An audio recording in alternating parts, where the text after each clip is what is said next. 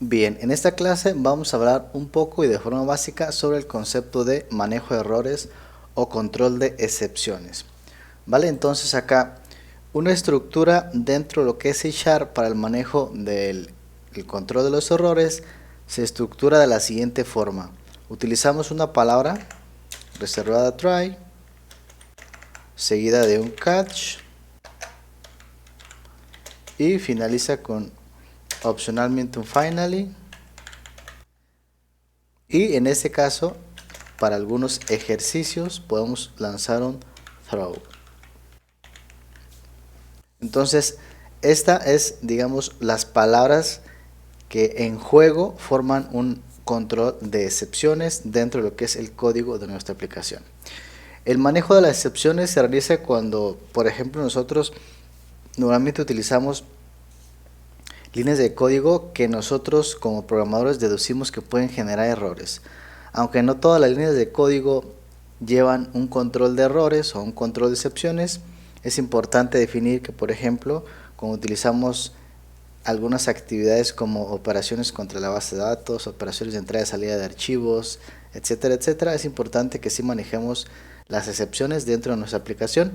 Entonces, ¿qué es lo que hacemos acá? Que el try encierra el código, en este caso nuestro código, que puede generar ese error. Es decir, nosotros después de utilizar la palabra try, debajo de ese texto nosotros vamos a definir todo el código que para nosotros como programadores implica que pueda generar un error. Luego utilizamos la palabra catch y dentro del catch es donde nosotros capturamos ese error que se genera para poder hacer una acción, como por ejemplo mostrar al usuario el error que está sucediendo para que el usuario pueda a lo mejor realizar una actividad diferente o ingresar un valor que dejó vacío, ¿vale? La parte del finally es normalmente cuando estamos manejando base de datos y nosotros queremos ahorrar memoria, cerrar la conexión a la base de datos o hacer cualquier actividad final después del error, podemos utilizar un finally y este finally se ejecuta siempre sí o sí, aunque no haya un error dentro de lo que es el código que estamos capturando con el try catch. Y el throw lo utilizamos para nuevamente lanzar una excepción que puede ser atrapada por un bloque catch correspondiente. Entonces, una vez con esta explicación muy básica, vamos a utilizar entonces nuestra sintaxis try, catch, finally, throw de la siguiente manera. Yo voy a utilizar por ejemplo aquí try y ustedes van a ver que aquí el IntelliSense, gracias a todas las librerías que trae ya nuestro Visual Studio, nosotros podemos reutilizarlas de una manera muy fácil. Yo acá por ejemplo puedo pulsar la tecla Tab dos veces y vamos a ver que aquí el Visual Studio Code automáticamente completa el código de la estructura para controlar los errores que puedan suceder en una línea de código que voy a escribir ahora enseguida. Entonces, como les decía, utilizamos el try y dentro del try abrimos llaves y lo que vamos a hacer es que dentro de esas llaves vamos a encerrar el código que según nosotros como programadores entendemos que pueda generar un error. Entonces, para provocar un error vamos a hacer un ejercicio muy básico que es una división por cero para que se genere ese error. Yo voy a definir un valor de tipo entero, num1, que va a ser igual a 1. Y voy a definir un valor num2 que lo voy a poner en 0 para provocar esa división por 0 y nos dé el error. Entonces, yo lo que voy a hacer acá es que es un int3. Esto va a ser igual a num1 entre num2. Bien, entonces en num3 tendré el resultado y como yo sé que aquí puede suceder un error, porque no siempre sabemos que va a suceder un error, pero podemos deducir que acá puede suceder un error, entonces lo metemos dentro de las llaves del try. Y ahora, capturar este error de acá no lo vamos a hacer directamente dentro de las llaves del try, sino lo hacemos en el catch, para eso es el catch. Acá podemos lanzar una excepción o un error, pero no lo voy a lanzar.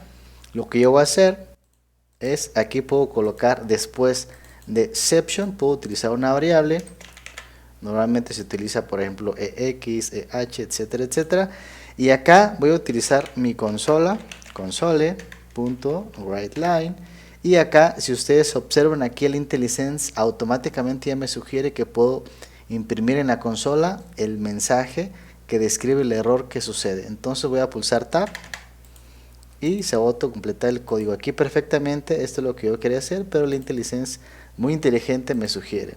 Entonces, ¿qué va a pasar acá? Que nosotros, por ejemplo, cuando ejecutemos este código, va a llegar a esta línea de código 153, se va a generar el error y automáticamente se va a ir al cache, y el cache lo que va a hacer es imprimir dentro de consola el error.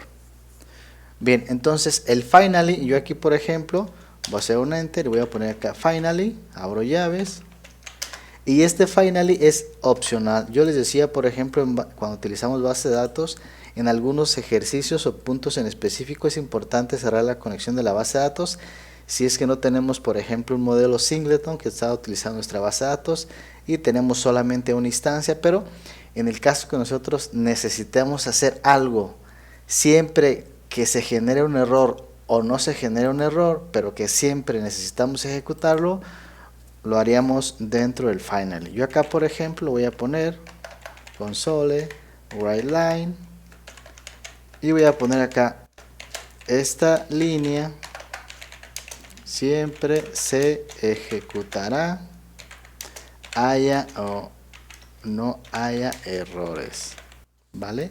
Entonces vamos a ver. Yo por ejemplo voy a darle F5, voy a esperar y vemos que aquí ya me está dando el error. Aquí está, dice system.division by zero exception. Aquí ya me dice que dentro de lo que es el intento de hacer la operación sucedió un error de división por cero, y si ustedes observan aquí me dice esta línea siempre se ejecutará haya o no haya errores.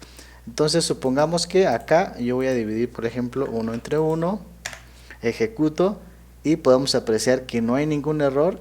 Sin embargo, mi línea finally siempre se ejecutará. Eso es lo interesante del finally, que siempre se va a ejecutar, sucedan o no sucedan errores. Bien, entonces de esta manera ya estamos entendiendo un poco cómo controlar los errores para después dentro de nuestros formularios, cuando ya estamos utilizando controles, interacción con los archivos, base de datos, servicios REST, vamos a poder utilizar este control de errores de una manera muy fácil.